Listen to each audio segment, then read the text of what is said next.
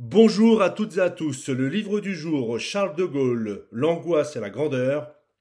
Livre écrit par Arnaud Tessier et il est publié chez les excellentes éditions Perrin. Alors dans cet ouvrage, l'auteur, Arnaud Tessier, nous plonge dans la vie d'une figure centrale de l'histoire contemporaine, qui est également une figure très importante pour l'histoire de la Ve République. Donc avec finesse et profondeur, Tessier nous dresse le portrait d'un homme complexe, que lui voit comme un visionnaire, qu'il décrit comme souvent solitaire, et qui a cru depuis toujours que son destin serait lié à la France.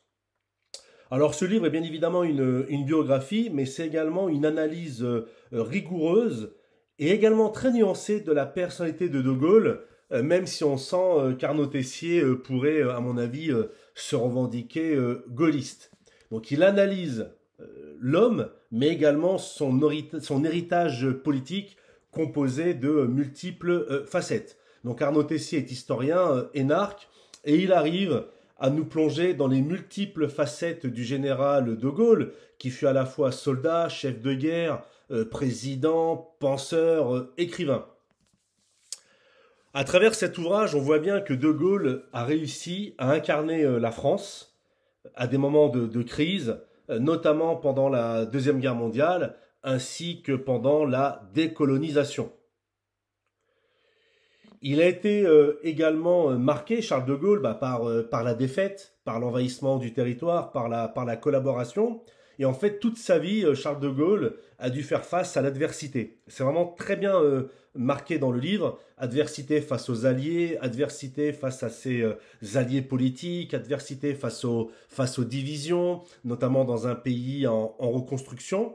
En fait, dans ce livre, ce qui ressort, c'est que de Gaulle est vraiment attaché à l'idée de grandeur nationale et d'indépendance de la France sur la scène internationale. L'autre point fort du livre, c'est d'aborder, sans tricher, tous les dilemmes moraux auxquels de Gaulle a été confronté, notamment la guerre d'Algérie. Et là, c'est vrai que Tessier ne glorifie pas son sujet, mais ne l'accable pas non plus. Il présente avec lucidité les forces et les failles du général, tout en éclairant la vision politique à long terme que de Gaulle avait. Donc ce livre est vraiment d'une grande clarté. C'est également, on peut dire, un hommage à la pensée gaullienne. Elle reste vraiment accessible et elle permet de comprendre vraiment l'homme derrière le mythe. Le Tessier nous offre une lecture vraiment captivante et qui fait encore écho par certains aspects à de nombreux enjeux actuels comme l'autorité, la souveraineté, le rôle de l'État dans un monde qui est, on va dire, très compliqué et dans lequel nous sommes confrontés, un monde dans lequel nous sommes confrontés à de multiples menaces. Donc Charles de Gaulle, c'est un ouvrage qui ravira les passionnés d'histoire, les passionnés de politique, les passionnés d'histoire de France, tous ceux qui voudront comprendre la création et l'émergence de la Ve République.